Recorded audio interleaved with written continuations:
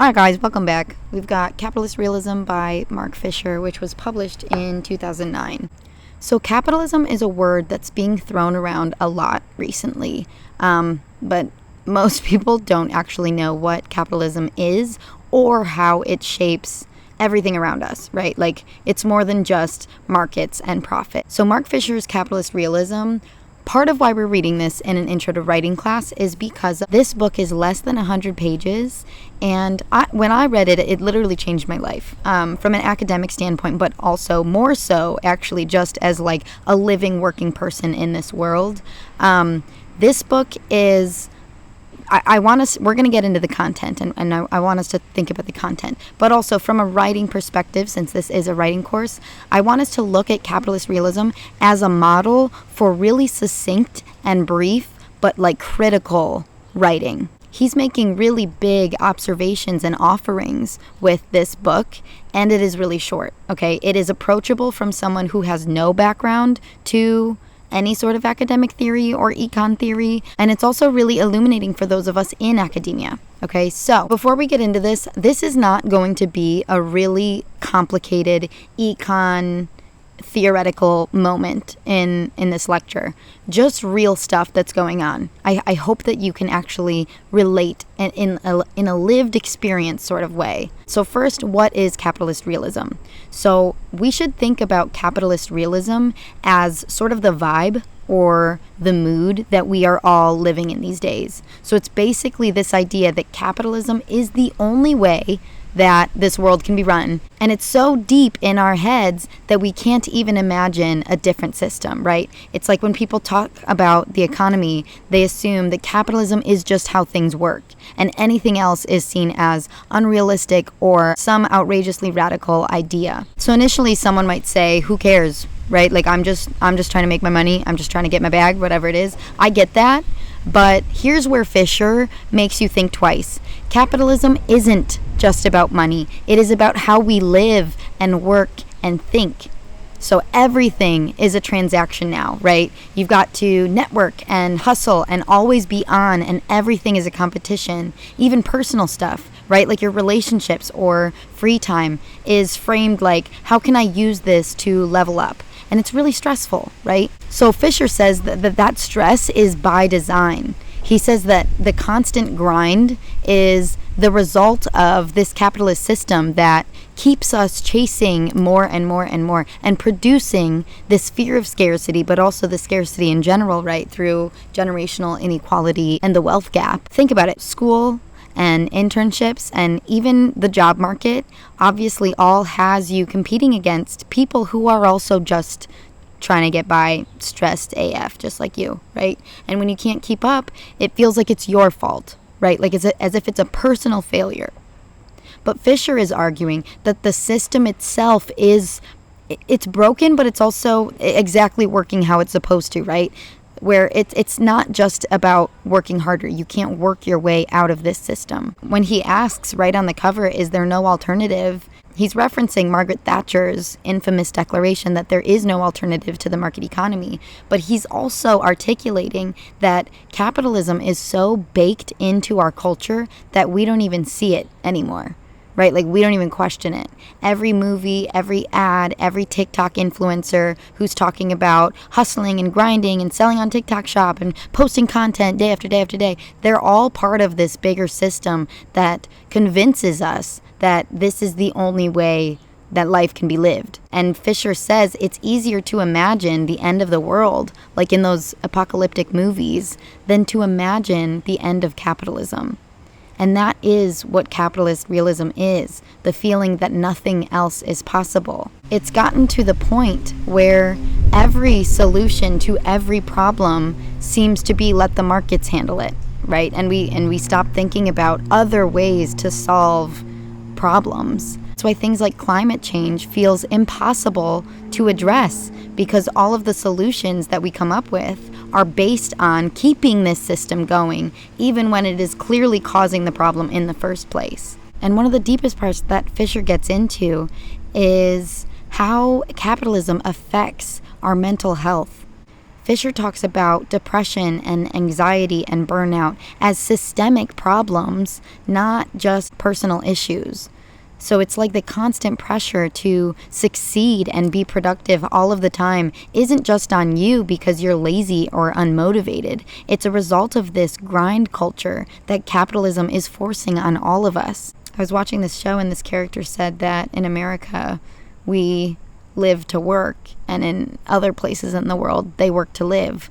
And remember, in Braiding Sweetgrass, Kimmerer talks about ritual and ceremony being more about turning the boring stuff into the sacred stuff, like rather than just dumping out your coffee grounds, leaving it as an offering to the earth, right? Fisher is saying that capitalism has stripped us of any sort of sense of greater connection with our daily life. He writes on page 4, capitalism is what is left when beliefs have collapsed at the level of ritual or symbolic elaboration, and all that is left is the consumer spectator, trudging through the ruins and the relics. The consumer spectator, being removed, being isolated from the world happening around you, and constantly trying to buy and consume as a way of seeking that connection and fulfilling those basic needs. I want to highlight what he says about mental health. He says that mental health is in fact a paradigm case of how capitalist realism operates. Capitalist realism insists on treating mental health as if it were a natural fact, like the weather. But then again, weather is no longer a natural fact so much as a political economic effect. In the 1960s and 70s, radical theory and politics coalesced around extreme mental conditions such as schizophrenia, arguing, for instance, that madness was not a natural but a political category. But what is needed now is a politicization of much more common disorders. In Britain, depression is now the condition that is most treated by the NHS. Oliver James has convincingly posited a correlation between rising rates of mental distress and the neoliberal mode of capitalism practiced in countries like Britain, the USA, and Australia. In line with James' claims, I want to argue that it is necessary to reframe the growing problem of stress and distress in capitalist societies. He says instead of treating it as incumbent on individuals to resolve their own psychological distress by the meds, by the essential oils, by the foot soak, whatever it is, instead, that is, of accepting the vast privatization of stress that has taken place over the last 30 years, we need to ask, how has it become acceptable that so many people, and especially so many young people, are ill? The mental health plague in capitalist societies would suggest that, instead of being the only social system that works, capitalism is inherently dysfunctional, and that the cost of it appearing to work is very high.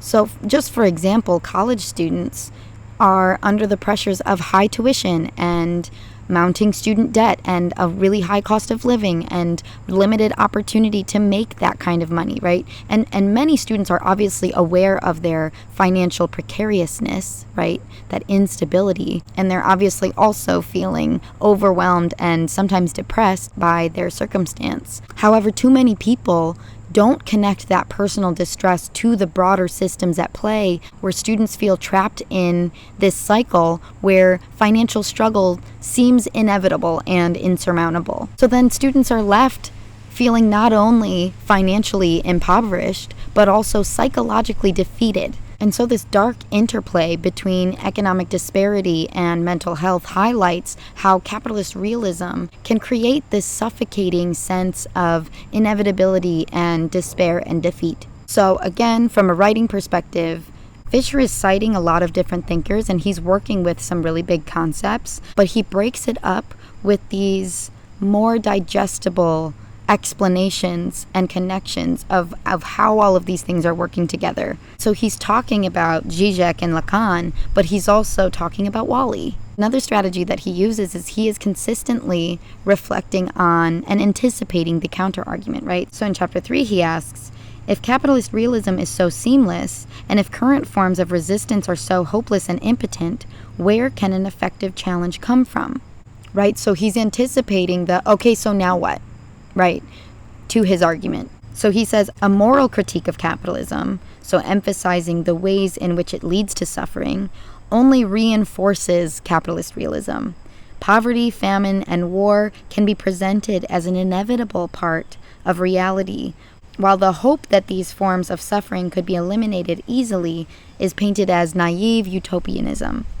Capitalist realism can only be threatened if it is shown to be in some way inconsistent or untenable. So then he says, what counts as realistic, what seems possible at any point in the social field, is defined by a series of political determinations. An ideological position can never really be successful until it is naturalized, and it cannot be naturalized while it is still thought of as a value rather than a fact. Accordingly, neoliberalism has sought to eliminate the very category of value in the ethical sense. But over the past 30 years, capitalist realism has successfully installed a business ontology in which it is simply obvious that everything in society, including healthcare and education, should be run as a business. How many times have you heard that? If you have a hobby, turn it into a business. Your relationship problems, approach it like a business meeting. What is the cost-benefit analysis of this relationship, right? We start to think about everything in terms of business transactions. So how do we move forward from here? I'm not saying that we all need to drop what we're doing right now and start protesting Wall Street, unless that's your thing, right? But capitalist realism might make us think at least a little bit differently about why things are the way they are and how our imagination has been stifled. Fisher says that capitalism has colonized the dreaming life of the population. Right? It has constrained our expectations of what can and cannot happen. And imagination isn't practical or realistic unless it's being commodified under the logics of capitalist realism, which makes imagination then and writing critical tools for liberation. He also talks about how any form of protest is usually co-opted by capitalism, right? So then feminism, rather than actually taking a radical stance towards heteropatriarchy, ends up being about girl bossing and making more money. So, for example, the second wave of feminism, the feminine mystique, was often seen as a key text within second wave feminism.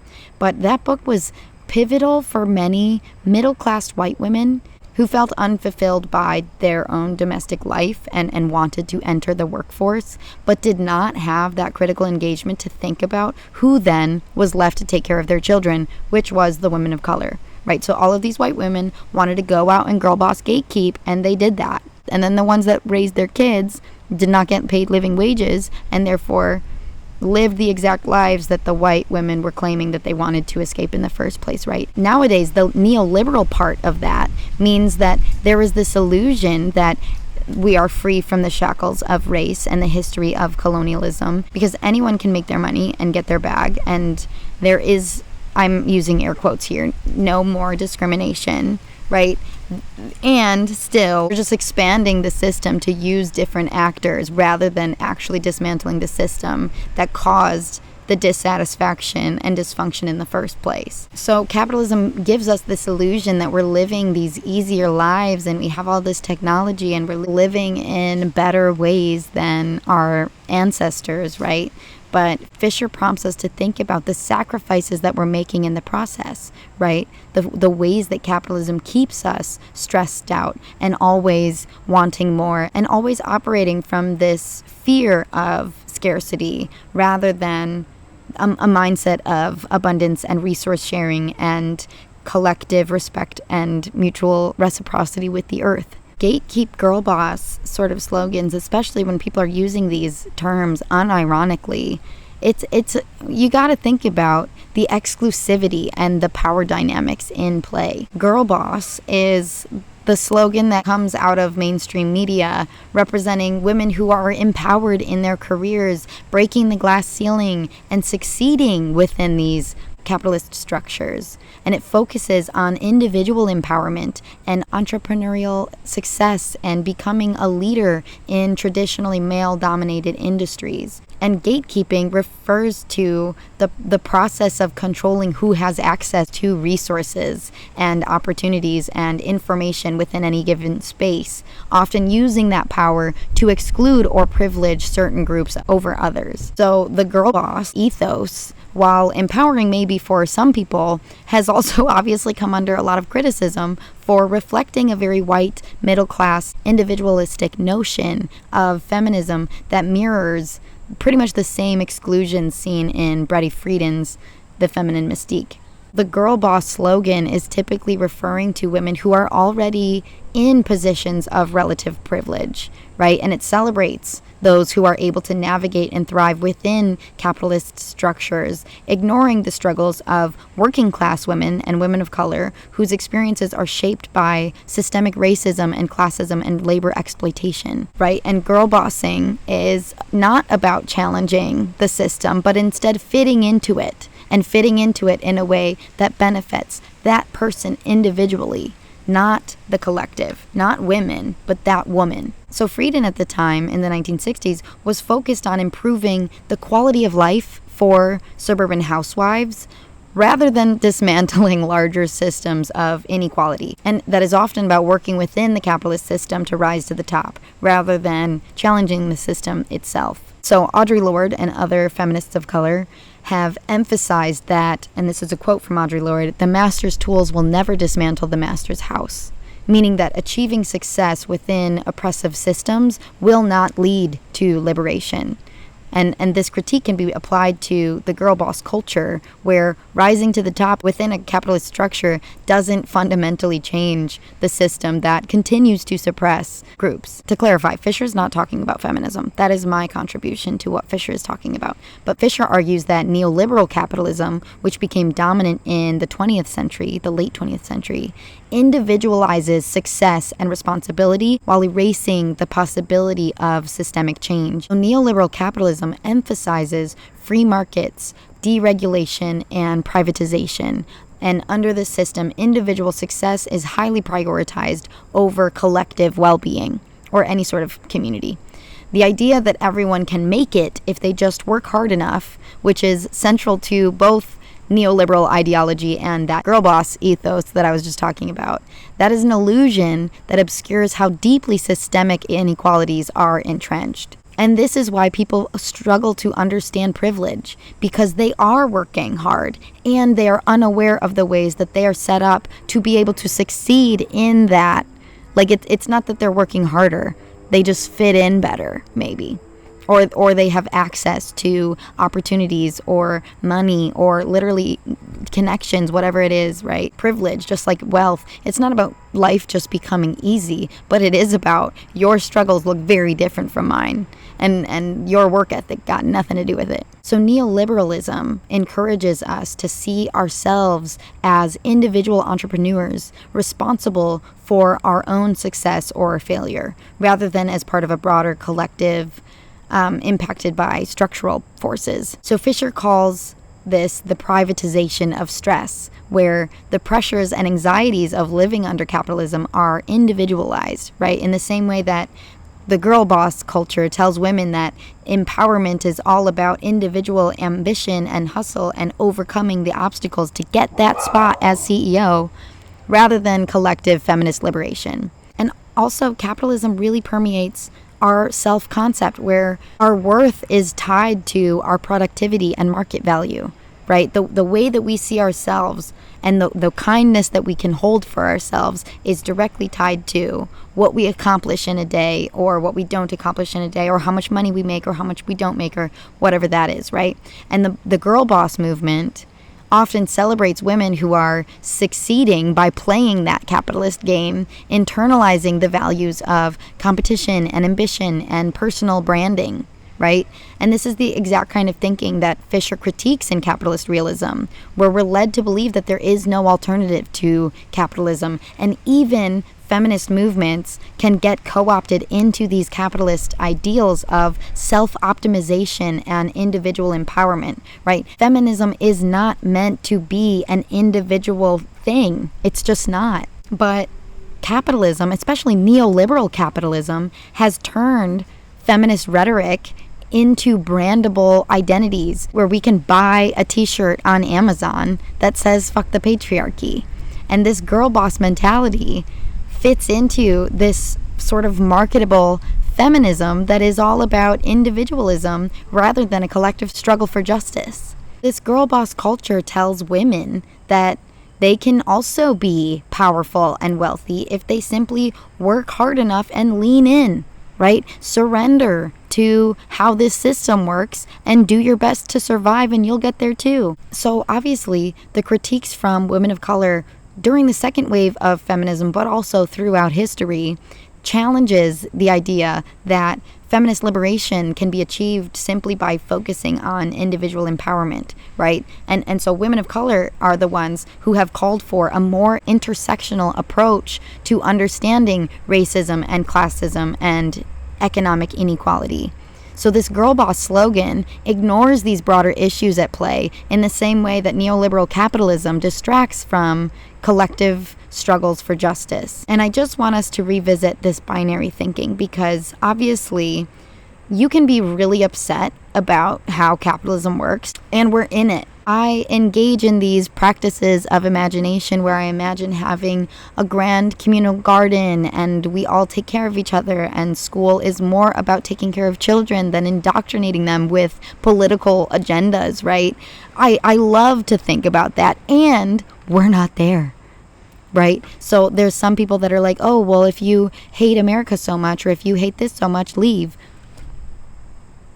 Where am I supposed to go? Right? We can only do our best with what we know at the time, with what we have at the time. I think that a lot of people don't want to be hypocritical, and they are grateful for the ways that the system is benefiting them. Maybe they love going to the grocery store, or they love the convenience of Uber Eats, or they love this, they love that, they love the Amazon convenience. I get that. And we can still critique it in the process. We can still have critical thought, right? It doesn't have to be we're either participating or we're critical of it. Unfortunately, we are all participating in it, whether we are critical or not. And it is always better to be critical of what we are engaging in, practicing in on a daily basis. This week, I want us to activate our imagination. I want us to start thinking of alternatives. I want us to start as a writing exercise, but also as an experiment in critical thinking. And this is not going to be, I'm not going to be judging your ideas. I simply want you to explore how deep that capitalist ideology runs in you and how hard it is to imagine something else. Maybe for you it's easy. Love that for you.